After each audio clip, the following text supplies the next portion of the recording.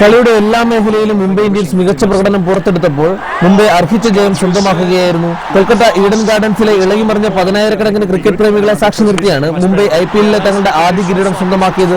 നേരത്തെ ടോസ് നേടി ബാറ്റിംഗിനിറങ്ങിയ മുംബൈ ഇന്ത്യൻസിന്റെ തുടക്കം പരിങ്ങലിലായിരുന്നു. 16 റൺസ് എടുത്തപ്പോൾ തന്നെ 3 മുൻനിര വിക്കറ്റുകൾ അവർക്ക് നഷ്ടമായി. ഡെയ്ൻ സ്മിത്ത്, ആദിത്യ താരെ, ക്യാപ്റ്റൻ രോഹിത് ശർമ്മ എന്നിവരുടെ വിക്കറ്റുകളാണ് നഷ്ടമായത്. പിന്നീട് ദിനേശ് കാർത്തിക്കും അമ്പാടി റായുഡും മുംബൈയെ മത്സരത്തിലേക്ക് തിരികെ കൊണ്ടുവരികയായിരുന്നു. 9.3 ഓവറിൽ സ്കോർ 54-ലെത്തിയപ്പോഴാണ് ആ കൂട്ടുകെട്ട് പിരിഞ്ഞത്. പിന്നീട് പതിവ് പോലെ പൊള്ളാർഡിന്റെ കൂറ്റനടികളുടെ പിൻബലത്തിൽ മുംബൈ ചെന്നൈക്ക് മുമ്പിൽ 149 എന്ന മാന്യമായ വിജയലക്ഷ്യം പടുത്തുയർത്തി.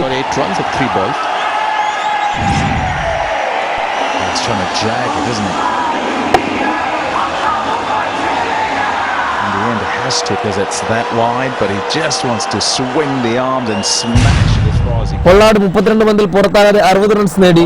ചെന്നൈക്ക് വേണ്ടി ഡെയ്ൻ ബ്രാവോ 4, മോൺ മാർക്കൽ 2, മോബിത് ശർമ്മ 1 വിക്കറ്റും വീഴ്ത്തി. മറുപടി ബാറ്റിംഗിനിറങ്ങിയ ചെന്നൈക്ക് സീസണിലെ ഏറ്റവും മോശം തുടക്കമാണ് കലാശ പോരാട്ടത്തിൽ സംഭവിച്ചത്. മലിംഗയും ജോൺസണും മികച്ച രീതിയിൽ പന്തെറിഞ്ഞപ്പോൾ 3 റൺസ് എടുക്കുമ്പോൾ തന്നെ ചെന്നൈക്ക് 3 മുൻനിര വിക്കറ്റുകൾ നഷ്ടമായി. ചെന്നൈയുടെ ബാറ്റിംഗ് ശക്തി കേന്ദ്രങ്ങളായ ഹസിയുടെയും റെയ്നയുടെയും വിക്കറ്റ് ആദ്യ ഓവറിൽ തന്നെ മലിംഗ വീഴ്ത്തി. ബദ്രിനാഥിനെ 2ാം ഓവറിൽ മിച്ചൽ ജോൺസൺ പവലിലേക്ക് മടക്കിയതോടെ ചെന്നൈ പ്രതിരോധത്തിലാകുകയായിരുന്നു. പിന്നീട് കൃത്യമായ ഇടവേളകളിൽ ചെന്നൈക്ക് വിക്കറ്റുകൾ നഷ്ടമായി. ക്യാപ്റ്റൻ ധോണി 63 റൺസുമായി പുറത്താകാതെ നിന്നു. ധോണിക്ക് മാത്രമാണ് ചെന്നൈ നിരയിൽ ബാറ്റിംഗിൽ തിളങ്ങാനായത്. പ്രതിരോധിക്കാനാവാതെ 20 ഓവറിൽ 125 റൺസിന് ചെന്നൈ ഇന്നിംഗ്സ് അവസാനിപ്പിച്ചു.